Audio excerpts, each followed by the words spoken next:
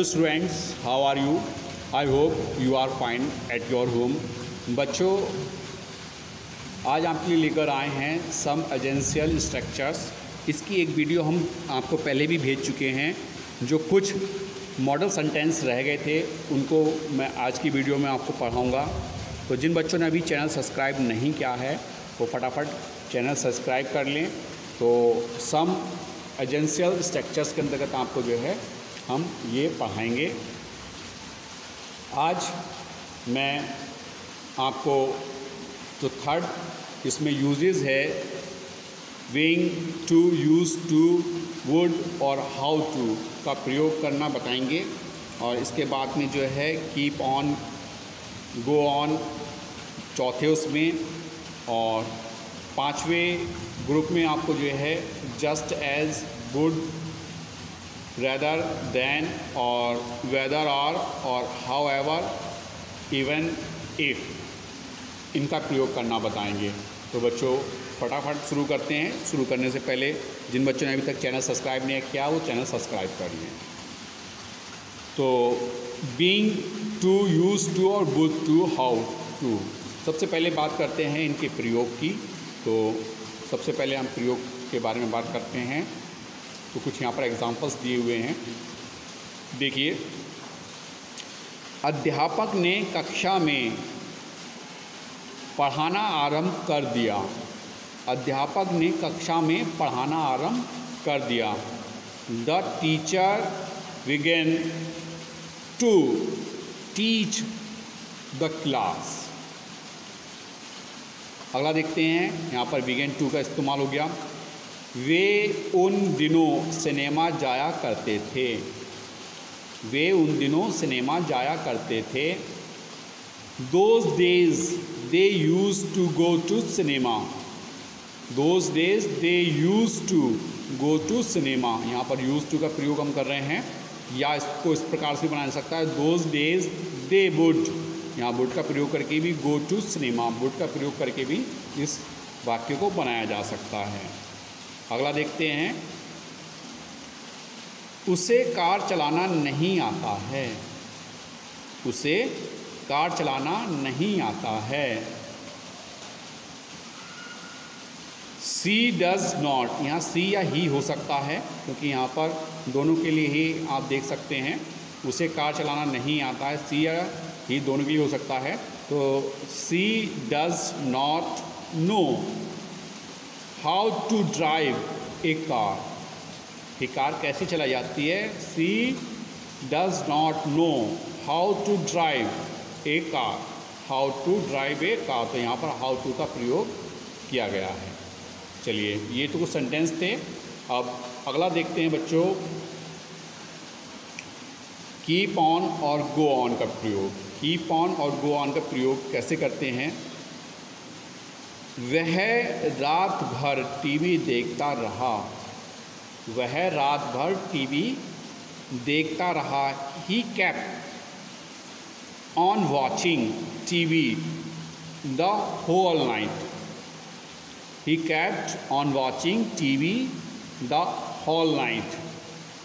मैं अंधेरा होने तक काम करता रहा। मैं अंधेरा होने तक काम करता रहा। I went on working till it was dark. I went on working till it was dark. अंधेरा होने तक काम करता रहा। तो ये थे कीप ऑन और गो ऑन वाले। कुछ एग्जांपल्स और दिए हुए हैं बच्चों यहाँ पर, मैं आपको वो भी जो है पढ़ के बताना चाहूँगा, जिसमें just as, would, rather than, whether or और हाउ एवर, इवन इफ का प्रयोग हम यहाँ पर करेंगे। मैं बिल्कुल घर पहुंच ही गया था कि बारिश होने लगी। मैं बिल्कुल घर पहुंच ही गया था कि बारिश होने लगी। just as I reached home, it began to rain. It began to rain. Just reach. Just as I reached home, तो यहाँ पर जस्ट एज का प्रयोग है। मैं लाल किला देखने के बजाय अक्षरधाम देखना अधिक पसंद करूँगा। मैं लाल किला देखने के बजाय अक्षरधाम देखना अधिक पसंद करूँगा।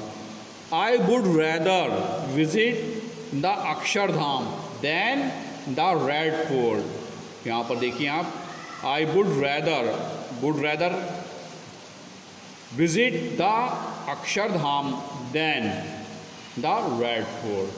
तो यहाँ पर वुड, रैदर और देन का प्रयोग हो गया। क्या तुम बता सकते हो कि वह रुकेगा या जाएगा? Can you tell me whether he will stay or depart? Whether he will stay or depart, तो यहाँ पर वेदर और का प्रयोग हो गया। अगला देखते हैं, वह चाहे कितना ही प्रयास करे मुझे नहीं हरा सकता। He cannot defeat me, however effort he may do। तो यहाँ पर defeat me however effort he may do, however। एक और यहाँ पर एग्जाम्पल हमारे सामने है, मैं यह काम पूरा करूँगा चाहे मुझे रात भर काम करना पड़े। मैं यह काम पूरा करूँगा चाहे मुझे रात भर यह काम करना पड़े। I will complete this work even if, यहाँ पर प्रयोग हुआ है इवन इफ का। Even if I have to work the whole night. तो ये थे बच्चों कुछ एग्जाम्पल्स। मैं अब इनके नियम से संबंधित आपको बताता हूँ कि किस तरह से इसमें जो है नियम का हम प्रयोग करते हैं। देखते हैं, जो भूतकाल में किसी भी कार्य के आरंभ होने के लिए, अगर भूतकाल में हम किसी भी कार्य के आरंभ करते हैं तो उसमें विगॉन +to + वर्ब की फर्स्ट फॉर्म का प्रयोग करते हैं, जैसा कि अभी हमने एग्जाम्पल नंबर 9 में देखा। फिर भूतकाल में किसी कार्य के होने के लिए, ठीक है, क्या करते हैं, यूज टू और वर्ब की फर्स्ट फॉर्म का प्रयोग करते हैं, जैसे कि एग्जाम्पल नंबर हमने 10 में देखा। यूज टू जो मॉडर्न इंग्लिश में है, यूज टू के स्थान पर वुड का प्रयोग अच्छा समझा जाने लगा है मॉडर्न इंग्लिश में।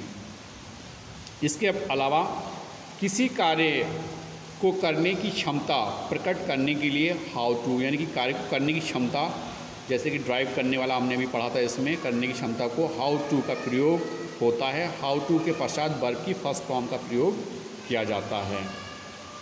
कीप ऑन और गो ऑन दोनों का अर्थ है टू कंटिन्यू, एक के स्थान पर दूसरे का प्रयोग किया जा सकता है। जस्ट एज, ठीक उसी समय, जबकि उदाहरण 14 के वाक्य में इस प्रकार का परिवर्तन करेंगे कि रेलगाड़ी उस समय ही चल दी जब स्टेशन पहुंचा ही था, तो वहाँ पर क्या करेंगे, जस्ट एज का इस्तेमाल करेंगे। ऐसे वाक्यों की अंग्रेजी बनाते समय सर्वप्रथम एडवर्ब क्लास का प्रयोग करते हैं और बाद में प्रिंसिपल क्लास का प्रयोग करते हैं। वुड रैदर के बाद देन का प्रयोग किया जाता है। ऐसे वाक्यों में एक कार्य की अपेक्षा दूसरे कार्य का अधिक पसंद होना दिखाया जाता है। अगली बात करते हैं, दो कार्यों के विकल्प में वेदर आर का प्रयोग किया जाता है। की के लिए वेदर आएगा और या के लिए और आएगा, ठीक है।